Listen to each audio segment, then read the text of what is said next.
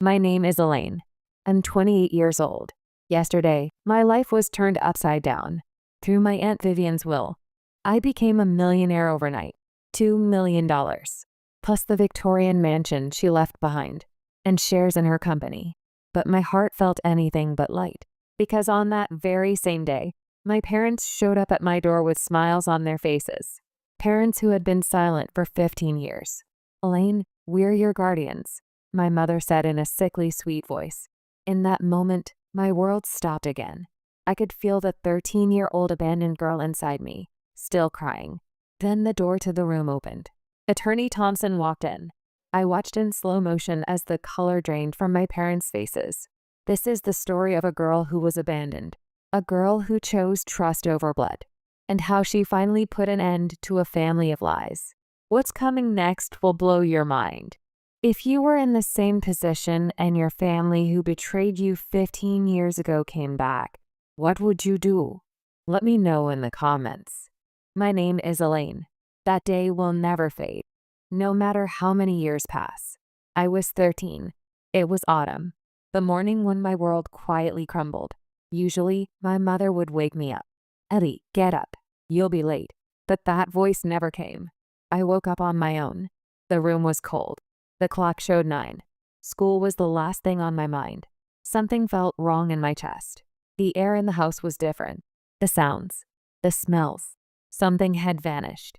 On my way to the kitchen, the unease became undeniable. My parents' bedroom door was open. Normally, even on days when my mother couldn't get out of bed, she'd lock the door and spend hours in the darkness. But that day was different. The closet door was half open. Only hangers remained. Drawers were pulled out. No underwear. No watches. No jewelry. All that was left was a single old sock and an empty perfume bottle. And on the kitchen counter, a single piece of paper. In my mother's handwriting, it said, "Elaine, I can't do this anymore. Aunt Vivian will take you in. I'm sorry." 16 words. That's all it took to end 13 years of family. In that moment, I felt the air being sucked out of my head. This has to be some kind of joke, right? But when I called, the phone just rang and rang. My father's number said, "This number is no longer in service." My mother's phone went to voicemail, over and over. I was still a child. I didn't know what to do, or who to turn to. In the fridge, there was a little milk and a box of cereal. I rationed it over several days. I curled up on the living room couch under a blanket, staring only at the glow of the TV. Maybe they'd come back. I kept hearing the sound of the front door opening, but it was only in my head. I started talking to myself. "They'll be back tomorrow," I whispered into the empty room. They just needed a break. But even as I said it, I knew it was a lie. The apartment felt like a shell, hollow and cold. I'd wake up in the middle of the night, forgetting for just a moment that I was alone. Then reality would crash back in. The worst part wasn't the hunger or the fear. It was the waiting, the hoping, the checking my phone every 5 minutes for a message that would never come. On the second night, I jolted awake thinking the phone had rung, but it was just the wind outside. Outside my window, the world kept turning like always. The neighbor's dog barked. Cars passed by. Someone laughed. Only my world had stopped. On the third day, there was a knock at the door. I opened it. The landlord stood there with a grim expression. "The rent is overdue." "Where are your parents?" "They're on a trip." I lied, my voice trembling. He frowned and pulled out a notepad. "I should call the police." At those words, something snapped inside me. If the police came, they'd take me away, put me in a facility. I'd never get to come home again. That's what I thought. I closed the door, crying. That night, I finally made the decision to ask for help. I remembered the number for my school counselor, Miss Dawson. My hand shook as I held the receiver. "My mom and dad, they haven't come home." A gentle voice on the other end said, "I'll be there soon. It's going to be okay." The next morning, a woman in a gray suit arrived. She was from Child Services. "Your aunt is coming to get you." Vivian Hughes. It was the first time I'd heard the name. I was told she was my father's older sister. I searched my memory. When I was little, I'd met her once. A woman with sharp eyes who didn't say much. And now, after all this time, she was coming for me? In the early afternoon, a black car pulled up in front of the apartment. A woman in a suit stepped out. She had sleek gray hair tied neatly back and wore a pearl necklace that gleamed coldly. "Aunt Vivian, your belongings? This is all I have. Bring only what you need. We'll send for the rest later." Her voice held no emotion. But strangely, I wasn't afraid. As if clinging to something, I nodded. As I left the apartment, I looked back. The glow-in-the-dark star stickers still clung to my bedroom ceiling. "Goodbye," I whispered in my heart. In the car, I stared out the window. The scenery of the small town slipped past. I had no idea what waited for me at the end of this road. "Are you hungry?" Vivian asked. "A little." "We'll stop soon. Is a hamburger okay?" That was the extent of our conversation. But in those few words, I felt a strange sense of relief. Someone had acknowledged my existence. That alone was enough to save me. After the rest stop, the door of the black car closed again. The place I used to call home grew more distant. With every scene that passed outside the window, something inside me peeled away. But strangely, no tears came. Instead of feeling truly alone, I felt something else. Someone had come for me again. Vivian in the passenger seat said nothing. Occasionally, she glanced at me, but her expression never changed. I stared out the window and whispered in my heart, "Wherever I'm going, I just hope it's a place where I won't be abandoned." That prayer dissolved into the hazy sunset in the distance. The black car passed through a long tree-lined avenue and arrived at Vivian's estate. The moment I saw it, I gasped. It looked like something out of a movie. A tall black iron fence surrounded the property. At the end of the tree-lined path stood a Victorian mansion made of brick and white stone. The afternoon light reflected dully off the tower roof. It wasn't a home. It was more like a castle that refused to allow any memory of the past. "Bring your things," Vivian said, walking toward the entrance with no expression on her face. Her stride was quick. I had to jog to keep up. When she opened the front door, the air inside was cold. Polished floors, high ceilings, oil paintings on the walls. Everything looked expensive. My dirty sneakers stood out. "This is your room." A corner room on the second floor. Large windows, heavy curtains, a 4-poster bed. On the small desk sat a silver picture frame with a photo of Vivian from her younger days. She wasn't smiling, but in the photo, her eyes seemed to be looking far away. "There are rules for living here," she said, handing me a piece of paper. It was written in neat handwriting. "Breakfast at 7 a.m. If you're late, you don't eat. No shoes on the floor. 1 hour of piano practice. Homework at the desk. No studying on the bed. At dinner, share one thing from your day and one news story. No television." I stared at the paper, unable to speak. "Understood," was all I could say. She nodded. "You must be tired. Take a shower and rest." Then she left. When the door closed, the room fell completely silent.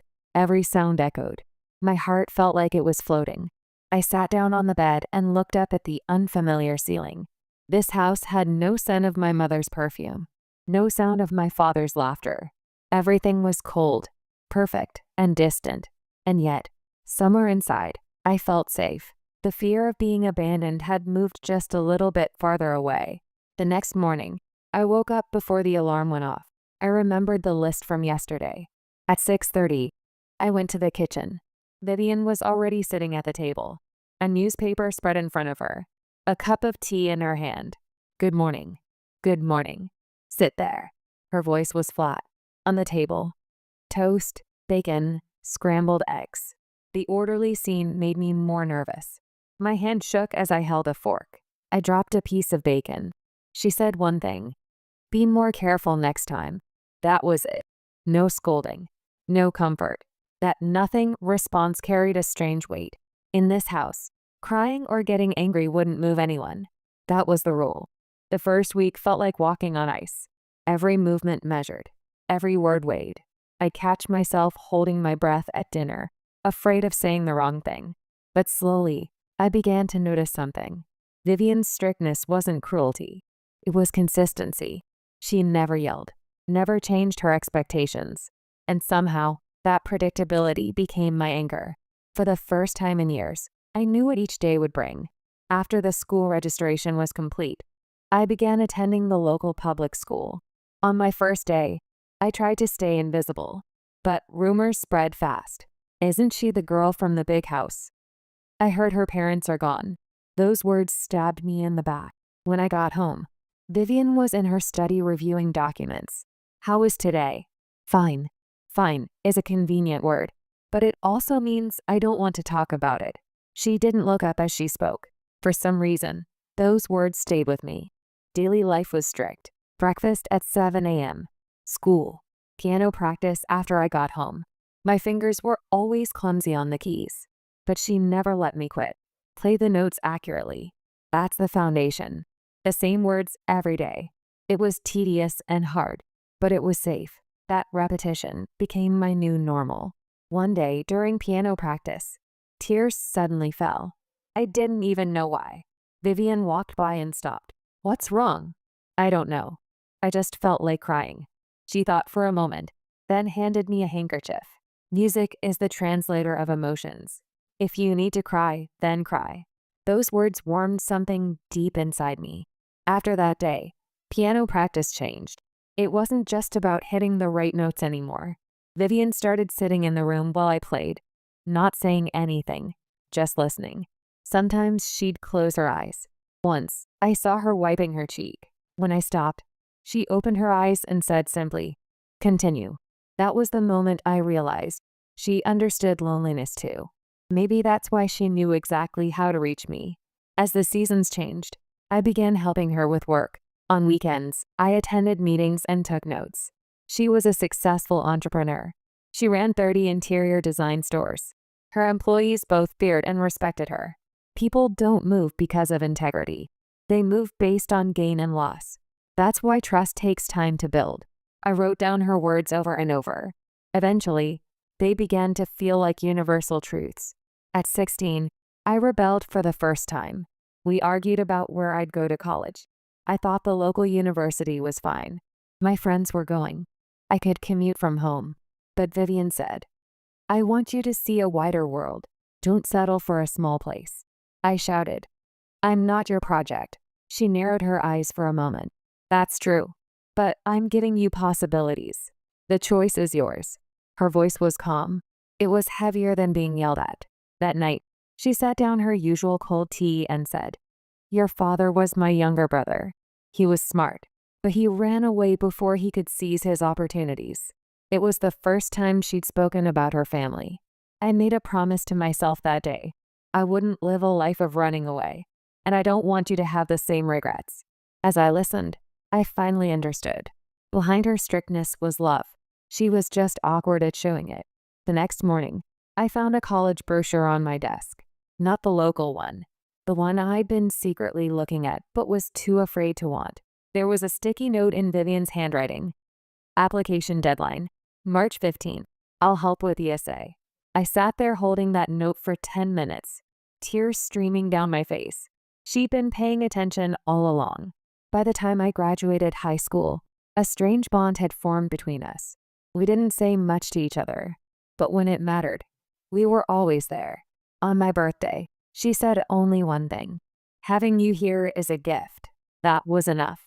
Inside me, the definition of family was slowly changing. Not blood ties, but daily accumulation. Someone who doesn't yell or cry, but never abandons you. That's what family meant. And I finally understood. 15 years had passed since I began living with Vivian. The 13-year-old girl was now 28. I was working as the head of marketing at Vivian's company. The air of the mansion, her quiet presence, it had all become a part of me. Vivian was still calm as ever. She never revealed her emotions. But I knew, when she drank tea alone at night, she was quietly watching over my growth. "You are my greatest pride." She told me that on my first birthday as a working adult. That night, I couldn't stop crying. She had become the only person I could call mother. But peaceful times in life always end abruptly. Vivian fell ill in early spring. At first, I thought it was just exhaustion, but the doctor's diagnosis was pancreatic cancer. Surgery was difficult. She was given 1 year to live. When I heard the news, I couldn't breathe. She smiled quietly and said, "Everyone dies, but the meaning is determined by how you lived. I wrote those words in my notebook. The days of treatment were a quiet battle. Spring passed.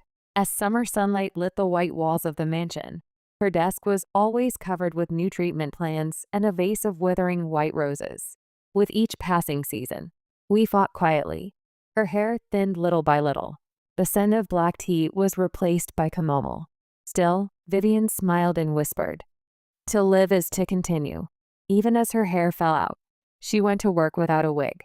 She never loosened her grip on work. She gave her employees instructions as usual.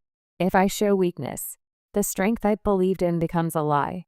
She pressed her lips together firmly. Every night, I made soup for her.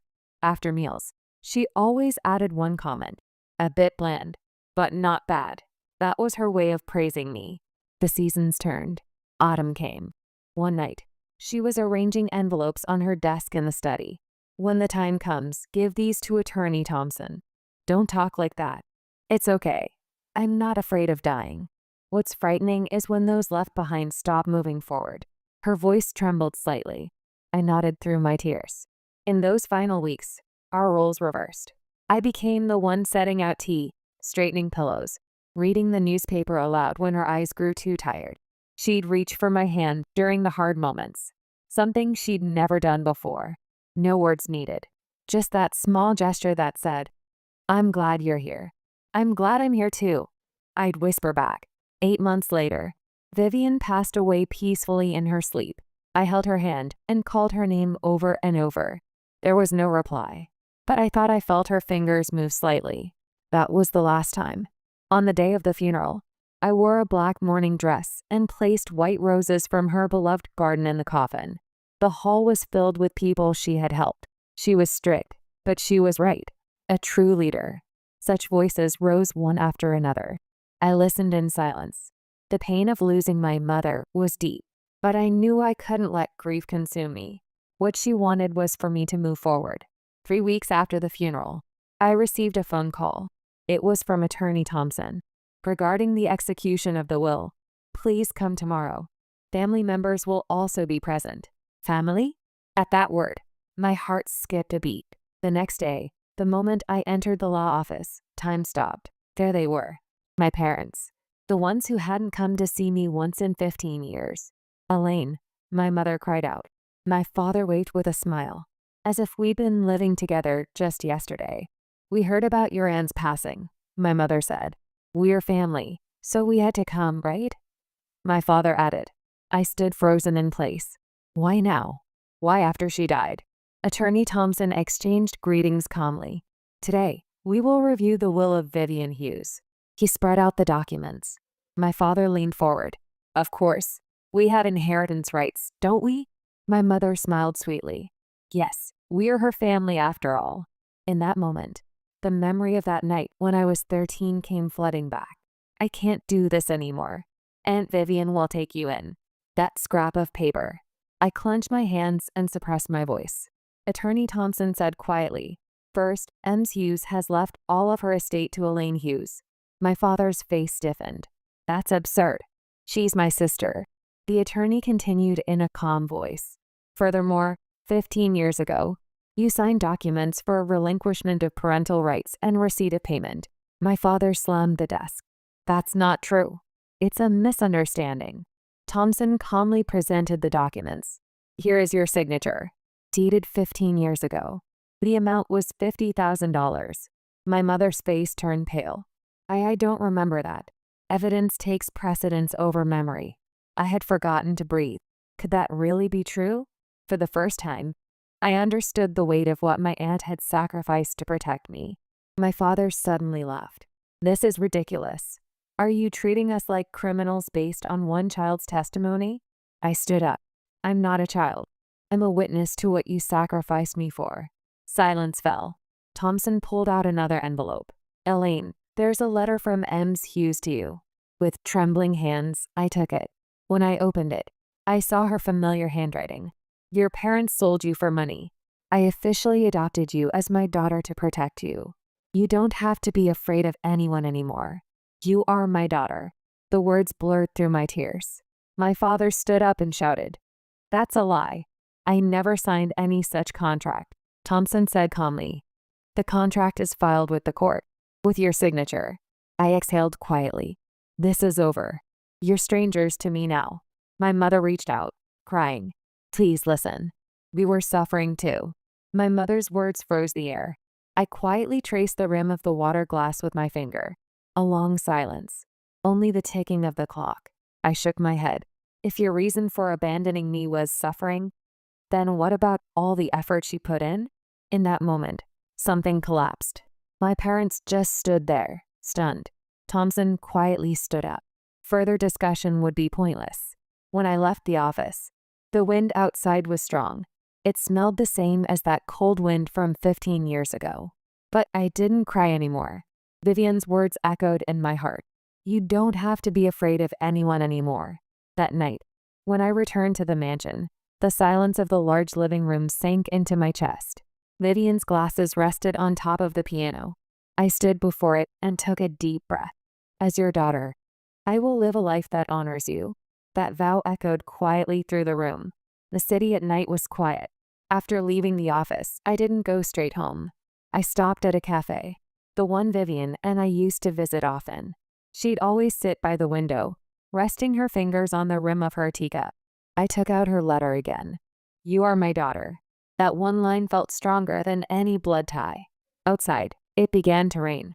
The sound of rain tapping the window overlapped with that stormy night. That night when I was 13, when my parents didn't come home. But now was different. I was no longer the abandoned child. The strength Vivian gave me was breathing inside me. The next morning, Attorney Thompson called. Your parents have contacted me again. Will you meet them? Yes, I will. I answered instantly, surprising even myself. I wouldn't run. That was proof I was Vivian's daughter. A private room at a restaurant. My father and mother were already seated. My mother wore heavy makeup and flashy rings. My father wore a cheap suit and drummed his fingers restlessly on the table. When I entered, their expressions became awkward for a moment. Then they forced smiles. I'm so glad you came, Elaine. Mom tried her best in her own way. I see. I sat down and pretended to look at the menu. What do you want to talk about now? My father spoke. We've reflected on things. But everyone makes mistakes. Mistakes?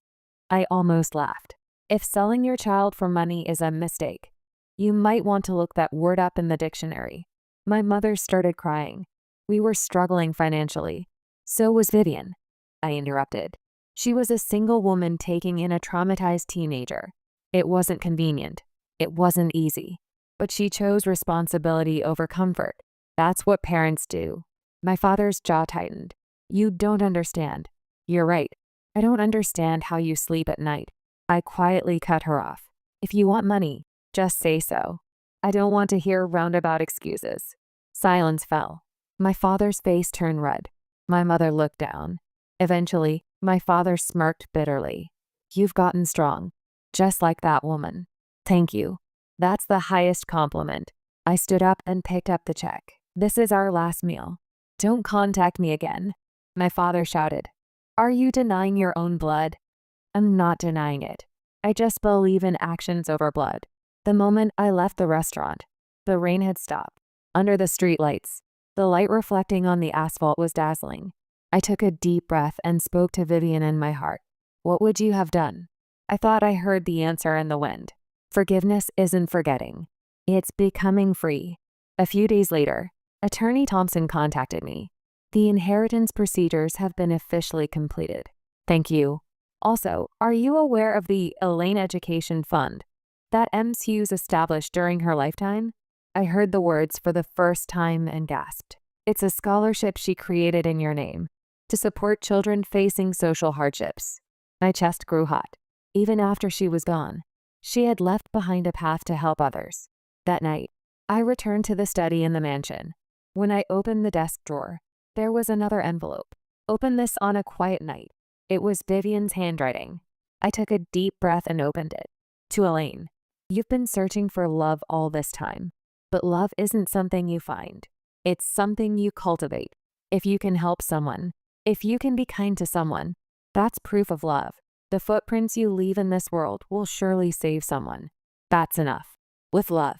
Mom. In that moment, I couldn't stop crying. I cried out loud. Vivian was gone, but her words lived on inside me. The cold air of this house now felt warm somehow. The next day, I made a decision. I would sell Vivian's company shares and start a new foundation. The name would be Hughes Trust. Its purpose: to give education and a place to belong to children abandoned by their parents. To pass on the second life she gave me to someone else. In a media interview, a reporter asked, "What did Vivian Hughes mean to you?" I smiled and answered, "She was my mother. My mother, connected to me by a bond deeper than blood." That article was read by many people.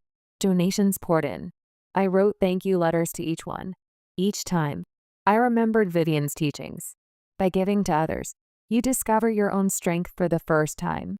On the day of the foundation's opening ceremony, I stood on the stage and looked out at the children gathered there. Anxious eyes, glimmers of hope, faces that looked like mine from that day. I gripped the microphone and spoke from my heart. I once lost my family, but I found family again. It existed within someone who believed in me, and my willingness to believe. As applause rose, I held back tears. When I looked up at the sky, I thought I saw Vivian's image beyond the white clouds. "Watch over me, Mom." That night, I came home and sat in front of the piano. I placed my fingers on the keys, and the melody flowed naturally. The song I played through tears when I was 13. But now it was different. It no longer rang with sadness, but with hope. 3 years had passed. Vivian's mansion had lost its former cold silence and was now filled with gentle sounds. The newly established Hughes Trust Foundation had an office in one wing. The former reception room now echoed with the voices of young staff members. I stood at the center, sometimes remembering her voice. People don't strive to do what's right. They act to protect what they want to believe in. That teaching had become my guiding principle. In the study where morning light streamed in, I framed an old letter and hung it on the wall. "You are my daughter." Vivian's handwriting, blurred by tears that day. Every time I looked up at it, my heart felt aligned. The foundation's activities were steadily expanding. Donors increased each year. Scholarship recipients exceeded 100. Every time I saw children from broken homes go to college, find jobs, and soar into society, I felt Vivian beside me. Still, sometimes at night, I missed her voice. Times when I wanted to be scolded.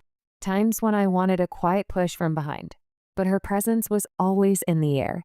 "You can do it." I felt like she was saying it. 3 years passed.